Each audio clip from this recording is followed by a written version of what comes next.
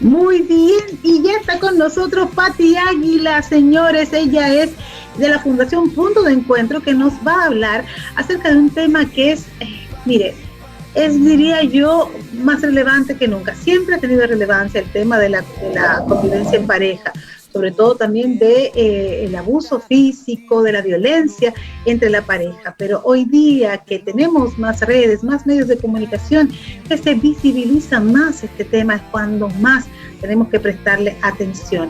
Vamos, antes de pasar con nuestra invitada, a mostrarles un video instructivo acerca de las estadísticas, cómo vamos en relación a la violencia intrafamiliar en nuestro país. Y después pasamos con nuestra invitada. 2020 en Chile, hasta agosto, se han cursado 55.510 denuncias por violencia intrafamiliar, 107% más que el 2019. 76,3% ocurre en la noche y el fin de semana. 17.950 denuncias en curso por violación y acoso, la cifra más alta de la década. 75% del abuso sexual en niños no es denunciado. 85,5% es perpetrada por algún familiar o conocido. 62,2% de los niños ha sufrido violencia psicológica, 50,4% ha sufrido violencia física leve y 28,2% ha sufrido violencia física grave.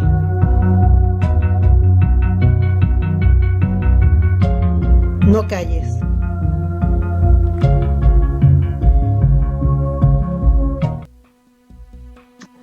Wow, son escalofriantes los resultados de estas cifras. De verdad que pone el tema de la violencia en una perspectiva más cercana de cada uno de nosotros y que demanda, por supuesto, la toma de acciones. Conversemos entonces con nuestra invitada Patricia Águila. Les recuerdo, ella es fundadora de la Fundación Punto de Encuentro. Y vamos a hablar de este tema de la violencia en la relación de pareja. Bienvenida, Patricia, ¿cómo estás?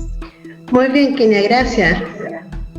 Gracias por estar con nosotros tratando estos temas que por más difíciles e incómodos que sean de tratar, son más que necesarios. Te quiero preguntar, antes de pasar ya a un tema un poquito más íntimo, Patricia, ¿siempre ha habido violencia en las relaciones conyugales, en las relaciones intrafamiliares? Siempre la ha habido. ¿Cómo consideras, con relación al pasado, la situación de hoy día? Mira, sabes que increíblemente con las campañas se ha ido disminuyendo, pero esto es algo que sigue constantemente y es constante porque tenemos una forma de pensar que no ha cambiado mucho. Aunque se ha tratado de cambiar la visión que hay acerca de la mujer, de todas formas se ha mantenido dentro del núcleo familiar esta visión de que el hombre tiene el poder sobre la mujer. Incluso lo vemos de repente hasta en teleseries o lo vemos en películas y todo eso, y eso enseña y le va enseñando a los jóvenes que es la forma. De hecho, hoy en día se ve mucha violencia dentro del pololeo, que también es una forma de violencia intrafamiliar y que en el fondo, si los padres no están atentos, esto puede ser grave. ¿Te fijas? Entonces, esta cosa de tratar de dominar al otro, de poseer al otro, que va más allá en el fondo de que la otra persona sea parte de mi vida, sino que es como someterla pero obligatoriamente. O sea, en el fondo que la otra persona ni siquiera pueda pensar por sí misma, es una parte que es intrínseca además en Latinoamérica del círculo que es machista, ¿te fijas? Entonces esta cosa que uno ve de que la mujer, ¿cuántas mujeres hay que trabajan y después además llegan a la casa, ¿cierto?, a hacer todas las cosas de la casa, y el marido dice, yo te ayudo. No te preocupes, yo te ayudo hoy día. Y no es que a uno le ayuden, sino que uno es parte de una familia, es un núcleo familiar, por lo tanto, la ayuda es para el grupo familiar, no es que a uno como persona le estén ayudando, sino que... Claro. ¿Te fijas? Bueno, entonces, es que tú estás hablando de un cambio de paradigmas, de mentalidad asociado a a un cambio incluso hasta generacional. Yo recuerdo que la violencia en ciertas áreas y ciertas épocas de la sociedad era normal, se había normalizado y se veía hasta como algo aceptable. De hecho, cuando yo llegué aquí me sorprendió un dicho, yo tengo ya 10 años viviendo en Chile, que aquí decían el que te quiere te aporrea, y cuando yo oí eso por primera vez, se me cayeron todas las pestañas, me las tuve que poner postiza, porque me dije, ¿cómo es posible que se diga eso en una sociedad? Y yo creo, Patricia, que tú que estás trabajando en este tema, también lo viviste, estás tratando este tema, pero desde lo personal, tú también viviste episodios de violencia intrafamiliar, según tengo entendido. Mira, fue en el pololeo. El tipo de violencia que yo viví fue en el pololeo y por eso mismo comenté lo de la violencia dentro del pololeo, porque se inicia ahí. O sea, ahí es donde da comienzo el tipo de violencia, y si uno se da cuenta que a uno no la tratan bien durante el pololeo, imagínate cuando uno ya se casa y vienen los problemas. Entonces, obviamente, yo cuando llegó el momento que me pidieron matrimonio, ahí lo pensé como fríamente, así como con la cabeza, no con el corazón, y fue como, ¿esto lo voy a aguantar toda la vida? No. Y ahí decidí terminar la relación. ¿Te fijas? Porque yo sabía a lo que iba. Pero en el fondo hay mucha gente que no pone el freno. Hay gente que en el fondo a lo mejor no tiene, o sea, la violencia va en escalada, va de a poquitito, es súper sutil, parte como una cosa de violencia psicológica, ¿cierto? De a poco, que ahora lo van ignorando, que te van diciendo cosas. O sea, yo recuerdo que era como, a mí me decían, oye, te estás riendo mucho, la gente tonta se ríe tanto. O sea, no me podía reír. Me saludaba un amigo, estás coqueteando, y pelea, ¿cachai? Y pelea. Entonces, finalmente, todas estas cosas van sumando y te van de a poco aminorando tu autoestima, te la van minando.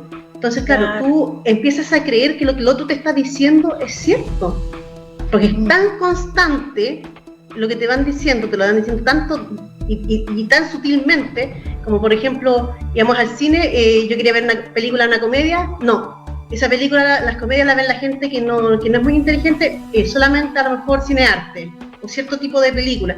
Entonces, claro, eso que te están diciendo que eres mensa, que eres aquí, que tu carrera que estudiaste no es lo mismo que estudiar otro tipo de carrera en la universidad o alguna cosa, te va minando, te va bajando la autoestima, y como en el fondo tu autoestima cada vez va descendiendo, llega un minuto en que tú simplemente le crees al otro, y el otro entonces empieza a pensar por ti. Y eso es lo que uno tiene que poner freno, porque de ahí, ¿cierto?, a que después empiecen a subir el tono de voz, que empiece la agresión verbal, que empiece además la agresión física, es una escalada. Entonces es importante ponerle freno. Claro, tienes toda la razón, y es tan sutil que, bueno, a veces no es sutil, pero en estos casos, como lo estás representando, sí puede ir de forma sutil, y si no se le pone un corte a tiempo, va a escalar, eso no va a cambiar. O sea, yo creo que muchas mujeres se mantienen en medio ambiente de violencia, siempre con esa esperanza, que la persona va a cambiar, que la persona va a entender, que la persona va a reaccionar positivamente a los llantos, a la súplica, y a estas cosas. ¿Y qué opinas tú de esto, Patricia? ¿Sabes lo que pasa es que, mira, las estadísticas nos dicen que más que la gente tenga esta esperanza, es que en el fondo están tan disminuidas su autoestima, están tan inmersas dentro del problema que no son capaces de ver una solución.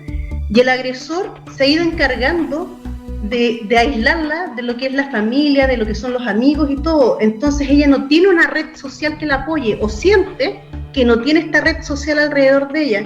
Entonces, ¿qué pasa? Como en el fondo a lo mejor ha dejado de llamar a los papás o a las familias, ¿cierto?, los hermanos, porque el agresor le ha estado diciendo que si ella hace algo, que si dice algo, le va a quitar a los hijos, que no sé qué, que aquí, que allá. Tiene tanto temor que finalmente no se atreve a hablar con el resto de la gente. Y eso es lo que hace en el fondo el agresor. El agresor de a poco te va aislando y tú estás tan sumergido que no eres capaz de ver la solución, que muchas veces la solución es pedirle a alguien que te ayude. De hecho, hoy en día se creó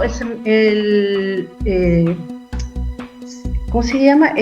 CERNAC, el de la mujer, el Ministerio de la Mujer, creó un plan que se llama Mascarilla 19. Y este plan es que tú vas a la farmacia y tú pides la mascarilla 19. y la persona que te atiende en la farmacia sabe que tú estás pidiendo ayuda por violencia intrafamiliar, por violencia de género. Y toman tus datos y así puede la persona llegar carabineros a tu hogar y ir a ver lo de tu denuncia que tú estás haciendo. Y esto es así porque mucha gente con esto de la pandemia, ¿cierto?, donde no podía salir, donde no tenía muchas posibilidades, imagínate lo que es estar con el agresor adentro de tu casa. Sí. Entonces, era la única forma y es la forma que se ha ido haciendo para que la persona pueda ir a pedir ayuda sin que se levante sospecha. Entonces, es importante que la mujer sepa que hay medidas que se están tomando, planes para poder ayudarla en esta cosa que es la violencia, porque va más allá de lo que uno cree. O sea, tienes que pensar que siempre hay un porcentaje de personas que no se atreven a denunciar. Claro, siempre que hay una estadística de denuncias, podemos creer, podemos sospechar, señores, a ciencia cierta, que las no denunciadas son exponencialmente más que las denunciadas. O sea, que estamos frente a un problema de altísimo nivel de gravedad. A ver, ¿y sabes lo que me encuentro muy grave también? La falta de, como dices tú, cuando una mujer se siente muy disminuida o una persona víctima de violencia está muy disminuida en su autoestima, normalmente no se da cuenta de que está padeciendo violencia. Normalizamos esta conducta. ¿Puedes tú decirnos algún tipo de característica de estos abusadores para que se pueda despertar la conciencia de alguien en esta mañana? ¿Sabes lo que pasa? Es que hay un tipo de abusador que es súper sutil y que en el fondo hay de todo. O sea, esto no es como que haya una característica que tú digas esta persona es. Pero sí es importante que la familia esté atenta.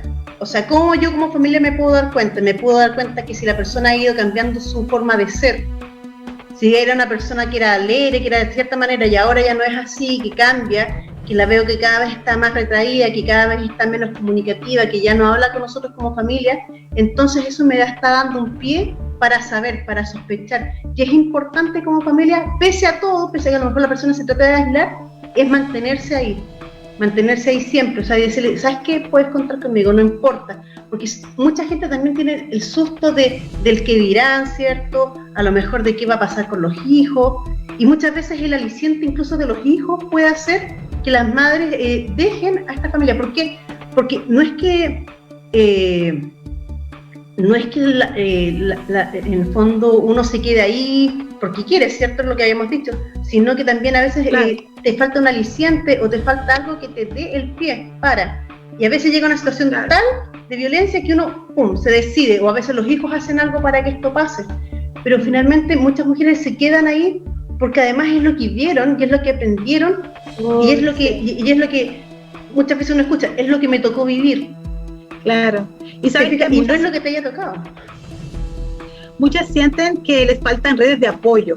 Y en ese sentido, me gustaría que nos dijeras, a ver, desde el punto de vista del que observa, del que está mirando una situación que le puede lucir o que efectivamente sabe que es violencia, ¿cómo convertirse en una red de apoyo para las personas que la están sufriendo, para la mujer o los niños?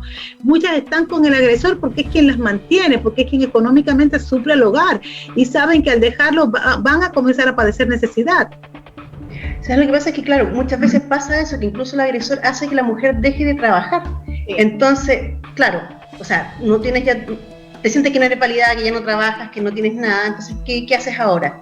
Y es importante saber de que el CERNAMEC, que es el Servicio de la Mujer, ¿cierto? El Servicio Nacional de la Mujer, tiene redes de apoyo para las mujeres. Hay psicólogos, hay tratamientos que ellos dan para las personas que están padeciendo esto, hay hogares también que dan acogida a las mujeres, ¿cierto?, que están sufriendo violencia intrafamiliar. Y yo creo que una parte importante también son dentro de las iglesias, o sea, hay iglesias que ayudan en esto, y también yo creo que las iglesias tienen que activarse en esto. O sea, el pueblo evangélico, que es hacia, ¿cierto?, donde quienes muchos miran acá el programa, tienen que saber que ellos son agentes de cambio, que ellos tienen que empezar a tomar cartas en el asunto, porque uno tiene que ayudar. La única forma de ayudar, ¿cierto?, es escuchar a estas personas y decirle, acá estoy, yo te escucho, lo que a ti te está pasando no es algo que debiera pasarle y nosotros vamos a apoyarte. Claro, también desde las iglesias debemos dejar como de apoyar y normalizar un poco esto, porque yo conozco directamente personas que saben que hay mujeres que están sufriendo violencia, golpes, violencia física, y le dicen a esa mujer que se mantenga orando, que se mantenga cuidando a su marido, que el Señor la llamó a ser sumisa, que tiene que apoyar a sus hijos, que ore, que el Señor lo va a cambiar. Y óigame bien, el Señor le dio a todo el mundo libre albedrío. Si usted no quiere que Dios lo cambie, Dios no lo va a cambiar. Y si usted se queda ahí aguantando golpes, puede ser que un día también la maten. Entonces, como líderes debemos ser responsables en este sentido. Y si hay una restauración de hogar, que sea después de que esa mujer esté puesta en seguridad. Después de que esa mujer esté en un ambiente seguro, entonces todo lo demás lo restauramos y lo trabajamos. No con el agresor ahí siguiendo pegándole y ella orando. Exactamente, eso es lo que uno recomienda. De hecho, es increíble, que ahora como justo me comentaste eso, no hay muchos estudios acá en Chile, de hecho no hay ningún estudio que se haya hecho dentro de las iglesias, pero a nivel de Latinoamérica hay una institución que hizo un estudio de lo que pasaba dentro de las iglesias con la violencia intrafamiliar. Increíblemente, los números son exactamente iguales que los de afuera. Qué tremendo. Entonces, ¿qué pasa? ¿Qué pasa? Yo creo que, claro, esto se ha normalizado, a veces se ve, a veces, claro, como tú dices, la gente dice, ora por tu marido, pero la solución, yo puedo seguir orando por mi marido, pero claro, alejándome, y se le habla de que es una separación terapéutica. ¿Por qué? Porque ambos deben restaurar sus vidas antes de volver a juntarse como familia, si es que deciden seguir juntos como familia. Pero lo importante es que en el fondo el agresor puede recibir un tratamiento, el agresor puede aprender a manejar esto, y la persona que ha sufrido agresión necesita restaurar su vida, ella necesita sanar todas aquellas heridas y todo eso que va quedando, por el bien de ella, por el bien de sus hijos. Toda esa familia, todo ese grupo familiar necesita restaurarse, y eso es donde nosotros como iglesia, y la iglesia tiene que cumplir un papel. Y eso es importante, que no solamente digamos, oye, ora, lee la Biblia, tienes que someterte, porque Dios no nos llamó a ser, en el fondo, a ser agredidos por otros. Dios, por el contrario, Dios cuando creó al hombre y a la mujer los creó iguales, a la mujer la creó de la costilla, lo puso como igual al hombre. Como consecuencia del pecado, ¿cierto? La mujer, Dios le dice que va a someterse al marido, pero el plan perfecto de Dios no era que la mujer tuviera, ¿cierto?, que estar bajo el hombre, sino que era hacerlos iguales. Ese es el plan de Dios.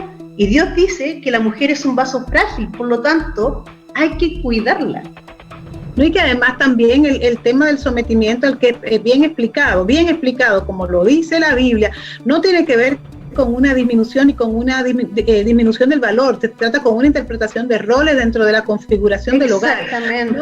No como una distinción de quién vale más o quién vale menos, quién manda o quién no manda. De hecho, el nombre original de la mujer, el Eva, es ser kenegdo, que significa la que enfrenta, la que se le opone, la que le lleva, la que le muestra los puntos que no está viendo. O sea que la sujeción de la que Dios habla no es la persona que no tiene voz ni voto, ni la persona que está callada y que acepta todo lo que le dicen. Al contrario, una persona que revela al hombre lo que no está viendo, lo que necesita ver.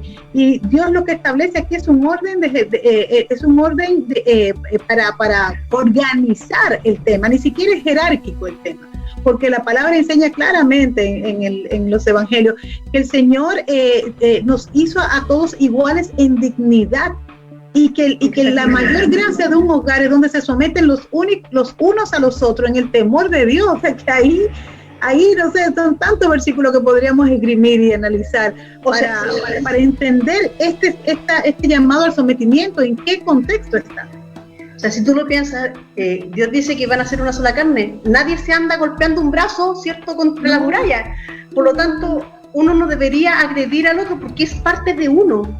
Y esto, la violencia de género, de hecho, no es solamente hacia la mujer. Lo que pasa es que, claro, obviamente lo que más se ve es hacia la mujer. También hay violencia hacia el hombre. Fíjate, hay en ambos sentidos. Ahora, sí, la violencia es mayor hacia la mujer, y la mujer siempre se ha visto como más débil.